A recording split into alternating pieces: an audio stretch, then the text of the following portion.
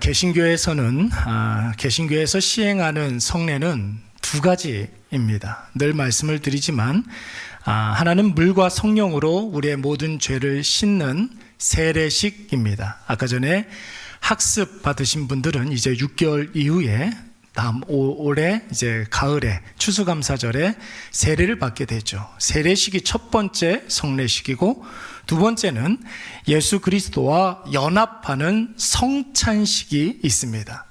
여러분, 성찬의 성과 세례의 례, 이 두 자를 합해서 우리가 성례식이다 이렇게 이야기합니다.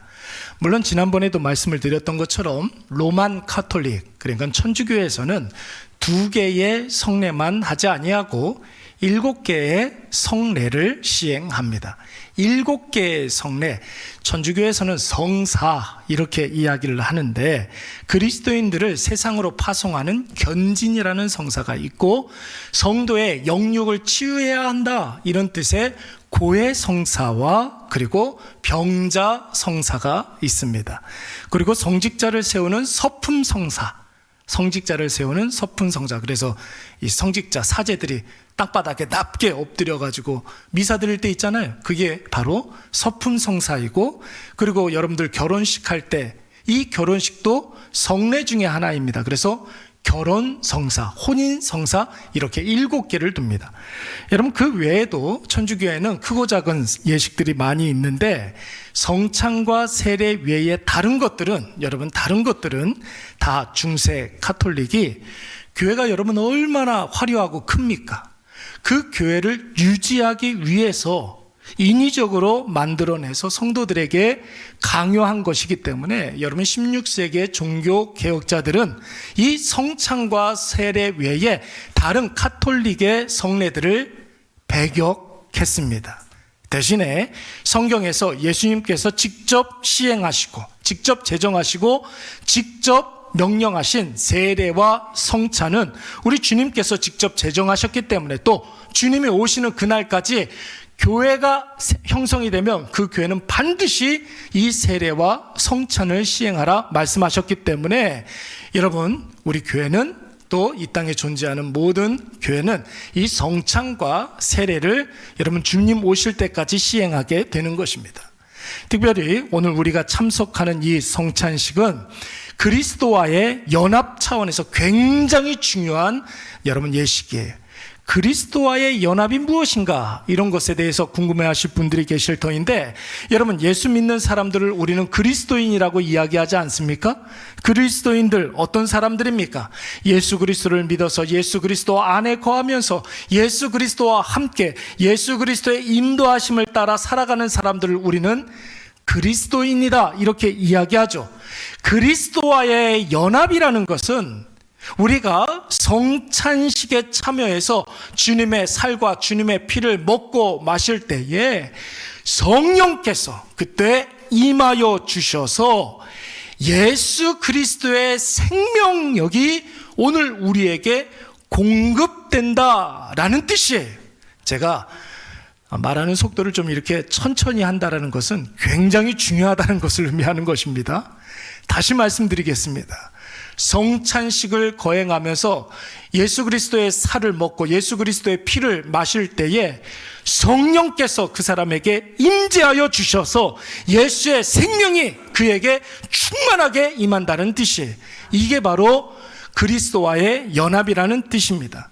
여러분 보세요. 우리가 빵을 떼어 나누어 먹고 포도주를 따라서 함께 마시는데, 이 빵과 포도주를 하나의 상징으로 여기는 것이 아닙니다. 여러분, 주님 우리에게 약속하시기를 이 성찬 예식을 시행할 때 주님께서 이 자리에 임재해 주신다고 약속을 하셨단 말이에요. 그래서 우리가 어디서든 교회가 이 성찬식을 거행하게 되면 주의 성령이 강력하게 임재하여서 예수의 생명이, 예수의 능력이, 예수의 구원이, 예수의 놀라운 기쁨이 우리에게 공급되는 것이, 그래서 우리는 이 성찬식을 통해서 예수 그리스도와 하나가 되는 줄로 믿습니다. 그래서 예수님께서 뭐라고 말씀하셨습니까? 내가 너희 안에, 너희가 내 안에 거하리라 이렇게 말씀하셨잖아요.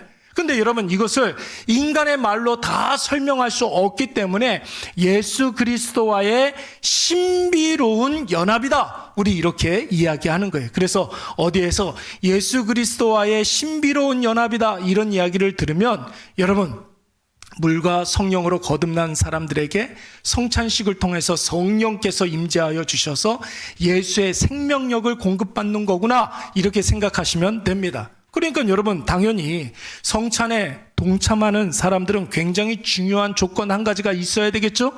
여러분, 아무나 이 성찬을 먹고 마실 수가 없는 것입니다.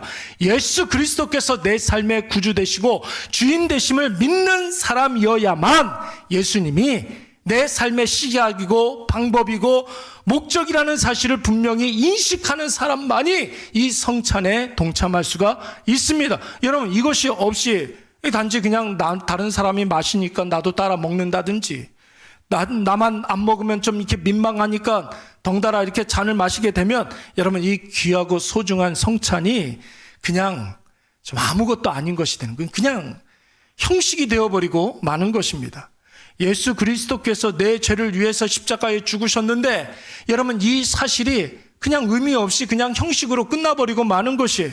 그래서 여러분, 교회에서는 이 성찬식에 참여할 수 있는 자격과 조건을 세례를 받은 사람으로만 한정하고 있는 거예요. 여러분, 세례 받은 사람들은 어떤 사람들입니까? 예수 그리스도를 구주와 주님으로 영접하여서 예수님께서 내 모든 삶의 시작이요, 예수님께서 예수님의 그 은혜로 말미암아 내가 이 세상을 살아가고 내가 예수 그리스도로 말미암아 이 세상을 살겠다라는 고백이 있는 사람들 아닙니까? 그래서 여러분, 세례 받은 사람에게만 이 성찬을 시행하게 되는 것입니다. 여러분, 세례 안 받으신 분들 오해하지 마시기 바랍니다. 교회 갔더니, 오래간만에 교회 갔더니 지들끼리만 먹고 마시고 그런다고 막 욕하면 안 됩니다. 여러분, 그런 의미가 있는 거예요. 그래서 여러분, 세례는 딱 몇 번 받는다고 그랬어요? 한 번 받는다고 그랬잖아요. 유아 세례 받은 사람들은 입교하기 전까지는 이 성찬에 참여하지 못하고, 입교한 이후에 자기 언어로, 자기 삶으로 예수 그리스도를 고백한 이후에야 그때 비로소 이 주님의 살과 주님의 피에 동참할 수가 있게 되는 것이죠. 부모의 신앙이 아니라, 다른 누구의 신앙이 아니라, 누구의 신앙? 나의 신앙으로 이 성찬에 동참할 수가 있는 것입니다. 저는 태어나 보니까 부모님이 그리스도인이어서 어릴 적부터 교회 문화에 익숙한 사람이었습니다. 그런데 철없던 어린 시절에 교회의 성례들을 이렇게 세례를 받고 성찬을 대하니까 여러분, 성례의 의미라든지 성찬의 뜻을 되새기기보다는 그냥 뭐 남들이 하니까 나도 따라 하는 것이고, 어리니까 나도 그냥 해야 되나 보다, 이렇게 생각을 했었어요. 여러분들도 다 그러지 않았습니까? 더군다나 여러분, 한참 제가 장난기가 많았던 그런 시절이라, 지금도 여러분 얼굴에 장난기가 덕지덕지 묻어 있는데 여러분, 그때는 오죽했겠습니까?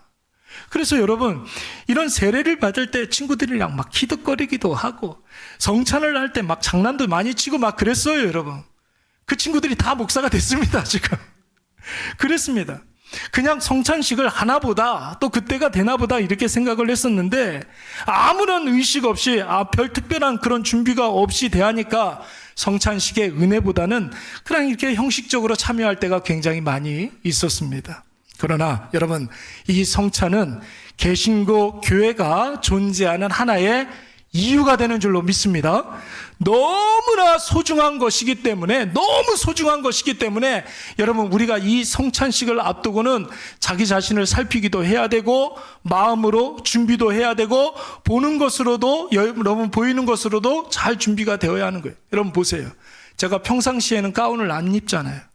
근데 성찬식 때는 왜 가운을 입겠습니까? 그 이유를 아십니까? 여러분, 찬양대가 찬양할 때 찬양대 가운을 입잖아요. 왜 가운을 입겠습니까? 나의 나됨은 가려주시옵소서. 나는 아무것도 아닙니다. 나는 완전히 끝났습니다. 나는 죽었습니다. 이런 차원이. 그래서 여러분, 가운이 무슨 색이에요?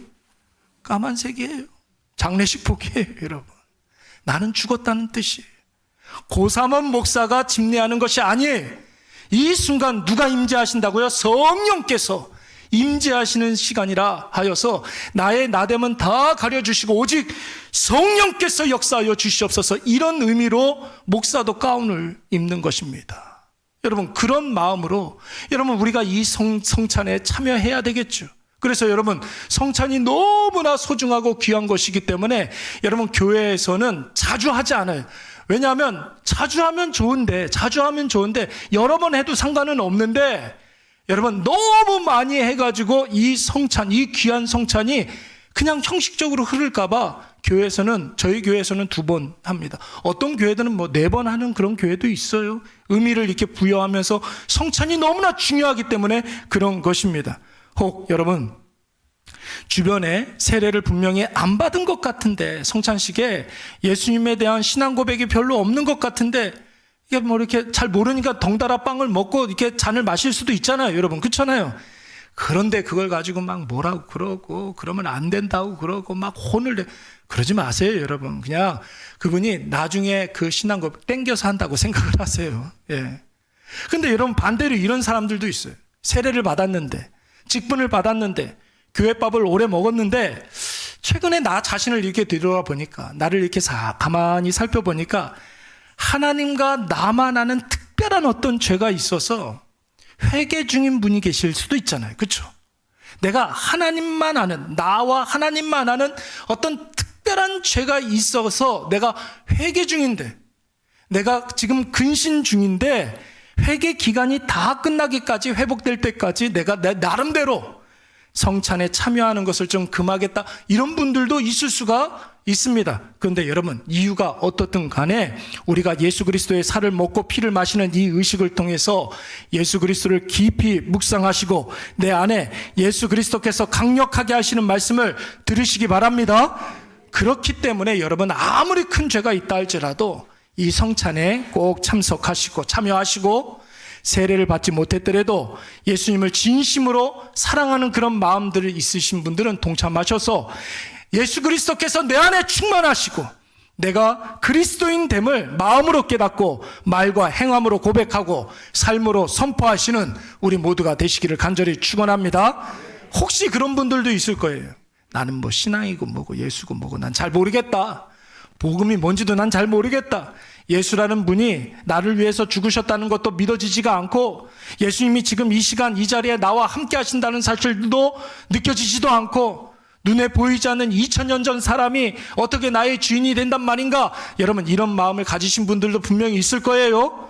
그러나 여러분, 괜찮아요. 그럴 수 있습니다. 우리가 다 거기에서부터 출발을 한 사람들입니다.